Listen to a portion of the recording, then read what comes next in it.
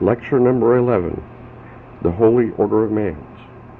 Jesus Christ, Shower of the Way, given by Father Paul, 29 minutes in length, undated. If the Christ idea was merely an incarnate in Jesus at his birth or at his baptism, then the Christ consciousness must have existed elsewhere. This leads us away from a minute study of Jesus, the man, into a broad and universal study of the Christ idea, independent of Jesus. The moment we begin such a study and investigation, all of the records of the world seem suddenly to reveal hidden meanings and principles.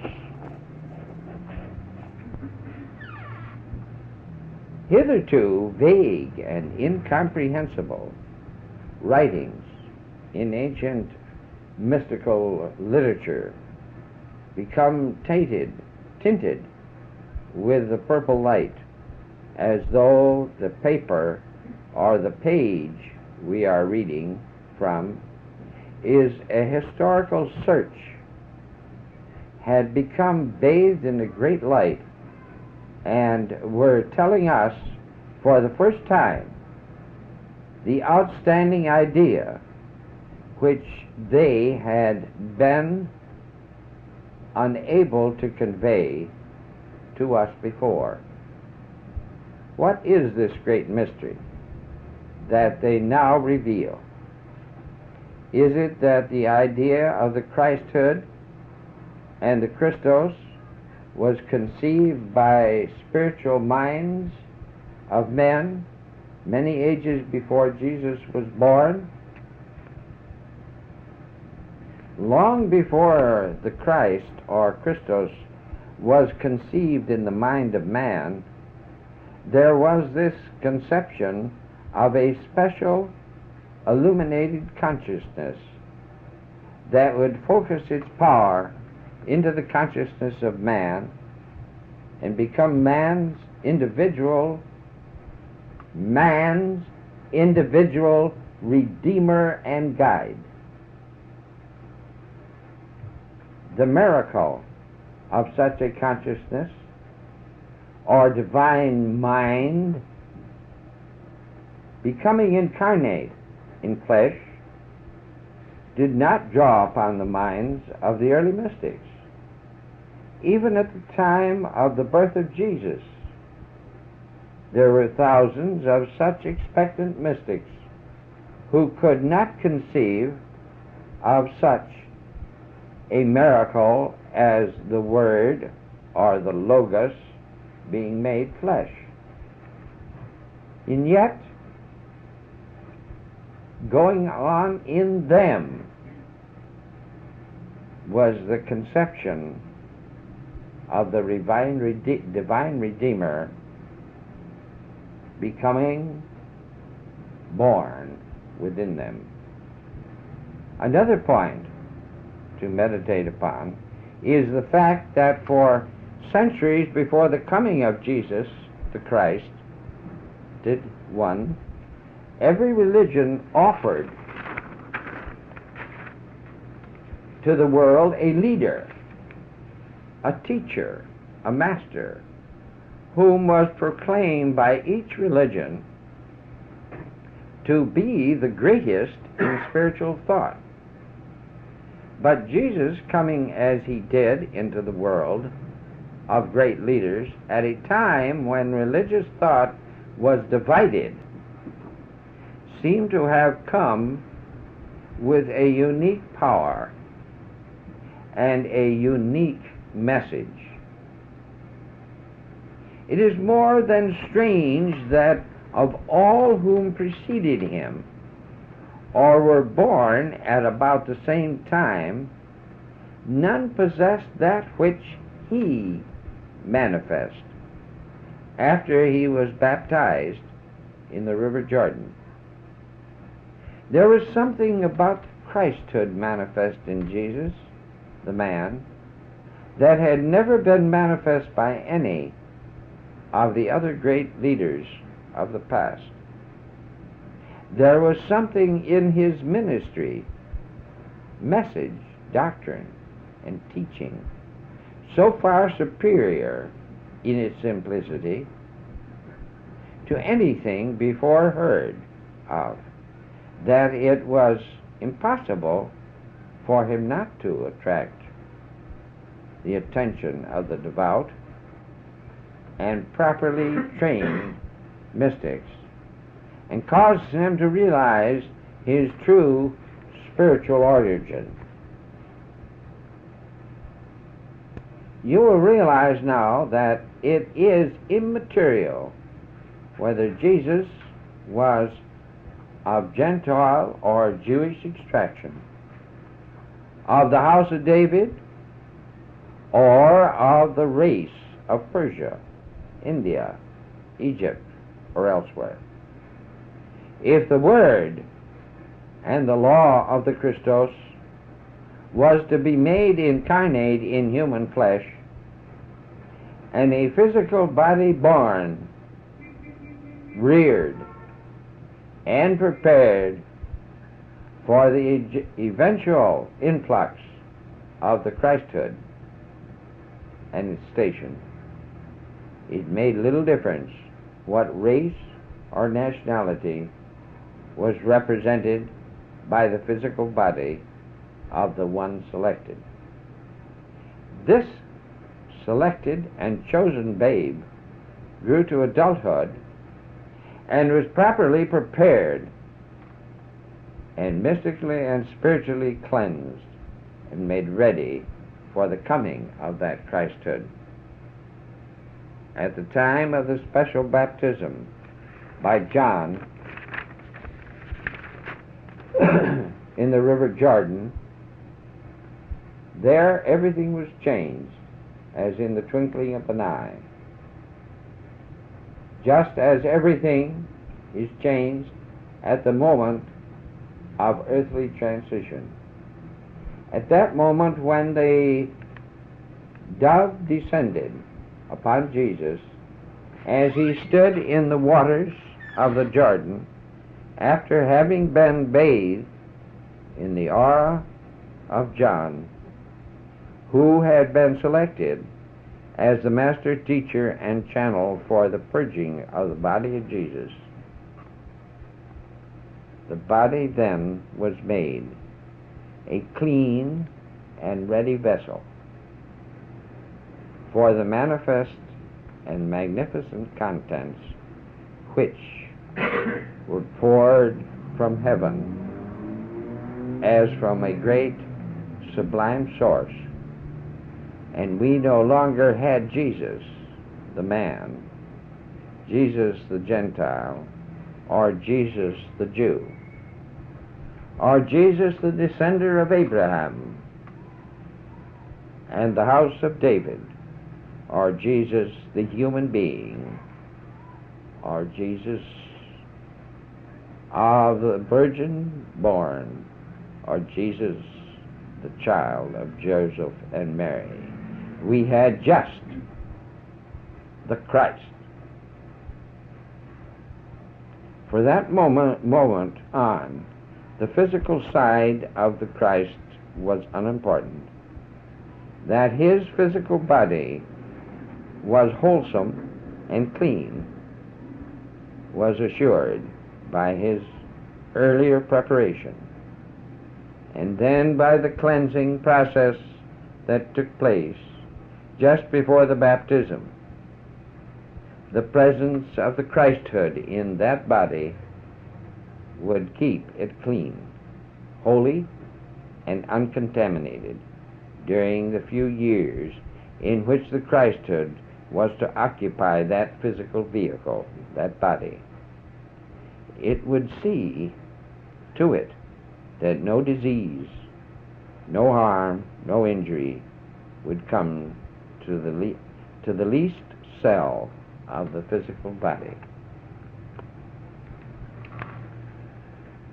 Jesus, the material man, may have been a descendant of the house of David or the Gentiles, but disputed as that point is, it is not to be disputed that Jesus the Christ was a descendant of God, and that the Christ was a God-conscious being in man on earth.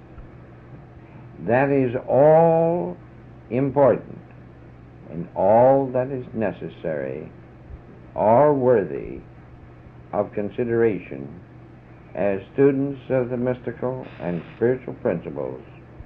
We are seeking to contact that same Christ consciousness, that same Christ being, and to forget that the physical body with which it was associated for a while was of any particular race or nationality.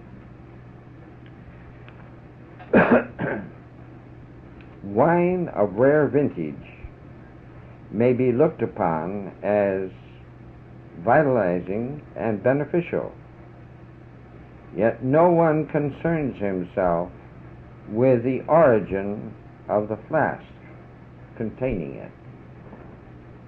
It may be of Persia, Egypt, Syria, or other origin. Still, it is the wine that is essential, and not that which contains it. I'm using this symbolism of the wine because Jesus himself used it, for the juice of the grape is like the vitalizing power of the cosmic things produced on earth.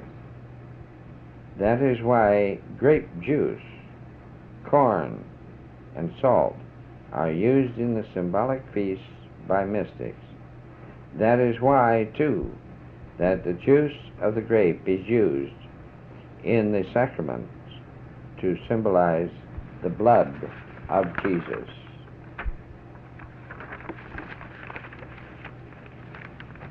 Here we have one outstanding thing, and that is the fact that the Christian church has not taught or explained, as I said this morning in church, has not taught or explained the divinity or the Christing of Jesus. Because if they did, they would have to acclaim and accept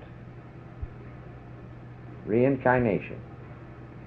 Because nobody on this earth, short of the host, could teach this man these things and prepare him for it. Short of that. And in order to accept this fact, they had to accept one thing, one of two things. Either he was taught by the host before he came and had had previous experience, or accept the fullness of revelation as being possible for the host or the power of God and our Lord to communicate with him and teach him. And they would have had to fully accept, if they were to tell this story at this present day, the realities of the fact that many, not many, but quite a few, have been singled out, and to them have been given the powers over the elements of earth. It was one or the other, and they did not wish to do this. Therefore, they covered it with a mystery, and they said nothing. They just left us afloat. This brings us to one very distinct point, and that is the fact that we as part of the great priesthood and the circle of teachers of this order, which is the center of the Jesus Christ administration at this time, must face one thing very squarely, and I might put it in the form of a question. And that question might read, how do you want to teach the Christhood of Jesus in the coming centuries?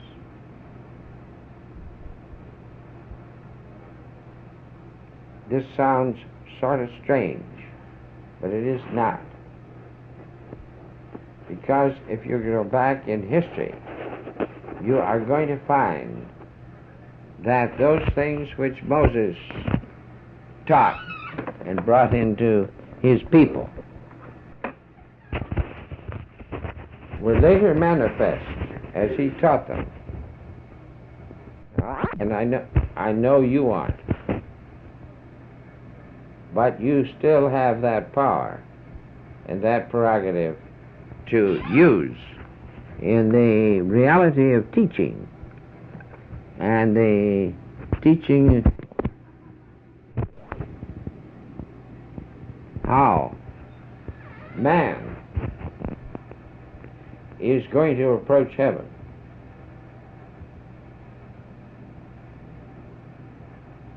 Let me reiterate this in an old phrase which I used to use that was very well accepted, but put a jovial side to it. Not that they disbelieved me, but it was the way I gave it, and consequently it was accepted that way. What kind of a heaven do you want when you get there?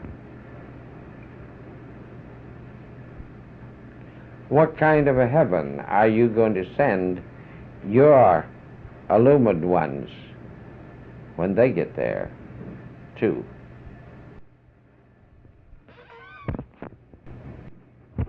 This, from a Christian standpoint, is a very unusual question and pretty sacrilegious. But over the years and the centuries to come, you are going to have to face that question in the inner council. And that is a very positive thing. You are going to face the reality of Jesus Christ, of Christ Jesus, or you're going to face the reality that you are going nowhere. Now, would you like to send your brothers nowhere? Well, I wouldn't. But this is what you're doing when you do not teach heaven or hell or heaven. Let me repeat it. That is just exactly what you're teaching. In other words, the Christian church today is sending their people nowhere for some time. Because how can they go unless they know where they're going? Now, after a certain length of time, we know that something's going to be brought in the way of help. That's sure. But why send them nowhere? There must be some reason. There must be some reason why the church has not taught this.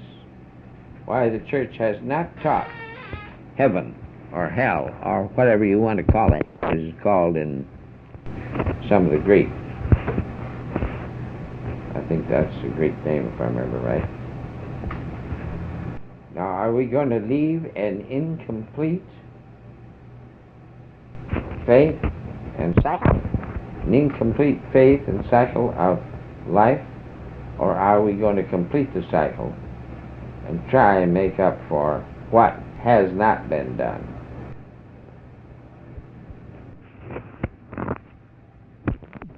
That's right. That's right. The Mormons have got a place, and they tell you all about it. They have 3 places. What are those places? You have the terrestrial world where everything is Terrestrial? terrestrial. That's heaven to us, but next to hell really, because Jesus Christ only comes there on occasion to teach, and that's where all your relatives are. And the next plane is the Celestial plane? no, that's the highest. Well, celestial, terrestrial, and one other. Forgotten the title for it. That's the next highest plane where.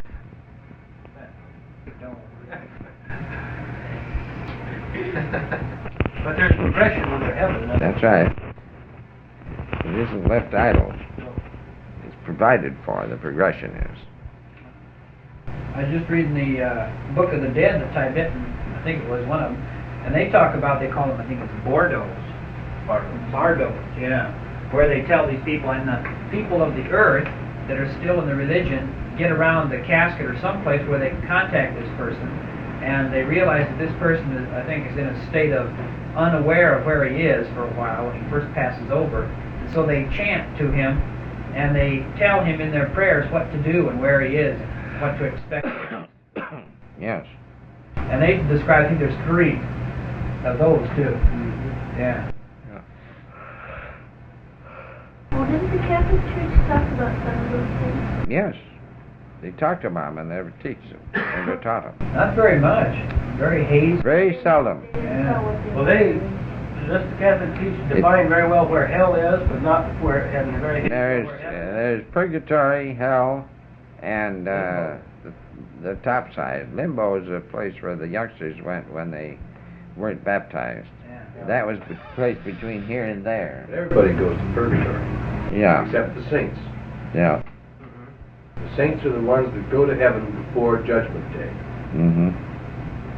Everybody else Everyone goes else goes to purgatory, which is in effect nowhere. Yes. They stay in limbo. You burn for a while, but then you finally make it. That was Well, pretty not good. necessarily. You have to wait for the Judgment Day, which is Yeah. purgatory is a no place. Purgatory is You don't between go- here and there. But heaven Just is go there defined. to hang out. Protestants don't tell you anything about anything. No. Because they're Catholics do not talk about heaven, though. I never heard much about the actual heaven and the joy of anything, or a place or anything, as I can remember. You have to be a saint in order to get there before the Judgment Day. Hey, You're going to purgatory. that's a pretty good deal. I wonder if I can get fixed up.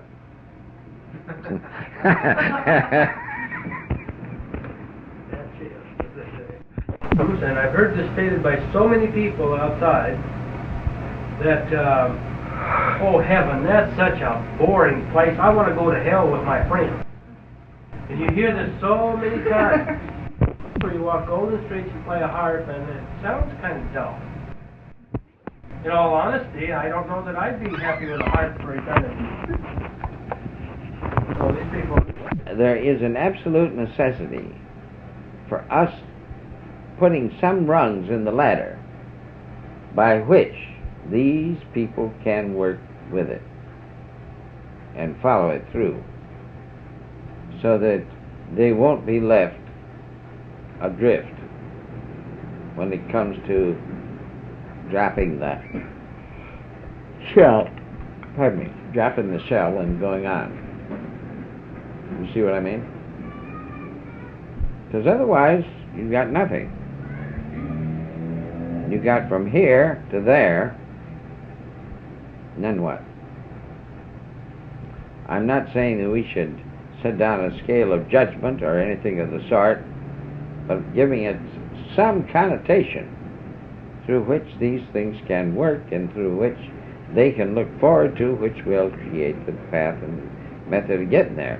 What the boss does with it afterward, with them, well, that's his business and it's none of mine, in that respect. Roads down here. but we've got to get them there somehow. And in my mind, it's just as important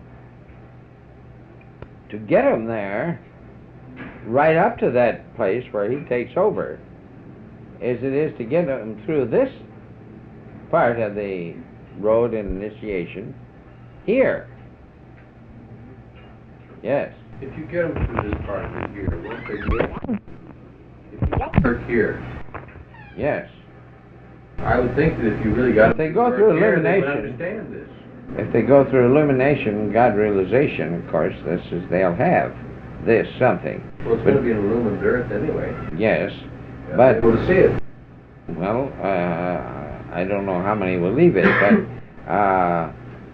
what I'm driving at is that there are many, many, many others that won't have reached the illumination. Yes. My question is, you're talking about preparing someone for a heaven world that we don't even know what it will be like. Well, we can very carefully do this so that we're on the right side of the ladder. I mean, you can't be specific. Not only specific, but a process by which. And then we can see this thing. A process by which you can take them down the path. Well, we're preparing for a new heaven and a new earth here right now. Yes. We are preparing for it, yes. Right. So that preparation will have to do, well, it has to do with the mission for why we're here. Yeah, that's right. But how about the thousands of others that will not be here? Are we going to decide where they go? Or has it already been decided? Well, you might help them out an awful lot By how? by teaching them something about the process of from here to there, to a certain extent. Giving them some idea that there is a there. But the reason why they're going... The rest of that is cut off. Where a person is brought up and they perpetually have this cut off, that beyond the church door there is nothing. And that's the way they've been taught over the centuries. They came into it that way. Well, doesn't this all hinge on the reality of the unseen and the acceptance of the Christ? Yes. That's one thing. Yes. Well, sure. That. You get them into illumination. Yes. Go ahead. People believe in the unseen to a certain extent without believing in the Christ, because more and more of these things are becoming manifest around us. People who weren't particularly religious still can see fuzzy figures and things. Well, on this the is a street. psychic, surely. But it's still the Unseen. unseen. Yeah. So in a way, the very process of the merging of the two worlds is bringing this about to help. Oh yes, it isn't detrimental in the reality. It isn't detrimental, but in its practical approach, if the church, if we are able to get to the church, if we are able to get to the people, we could eliminate an awful lot of suffering and trouble if we could instill within them some idea about something that they would reach. Because it isn't totally wrong when I said, what kind of a heaven do you want to go to? Well, that depends on the level of consciousness at the time you leave the physical body, doesn't it? Yes, it does to a certain extent. That's true. But you will be able to hear and see just the same back here now from there, and consequently you need to know a little bit about things, and if you can get it across, why, fine and dandy. We will have broken the chain of indispensable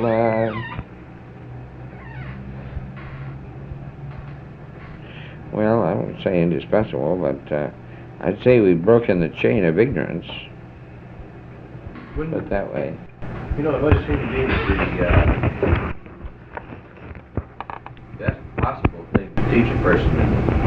But they could go to kind of... They could be picked up and straightened out. That's what I'm talking about. Oftentimes it's very nebulous, but at least they know that there's something ahead according to the fruits of their work on earth. Yes, that's very important. That's very important. That they have a goal beyond the earth. Right. Because otherwise, why go through all this monkey doodles? Right. But the majority of people in the mass mind in America, I don't know what it's like overseas, do not believe that there is anything beyond death, or they don't believe or disbelieve it. They just there's a question mark in their mind. Yeah. I know that. You can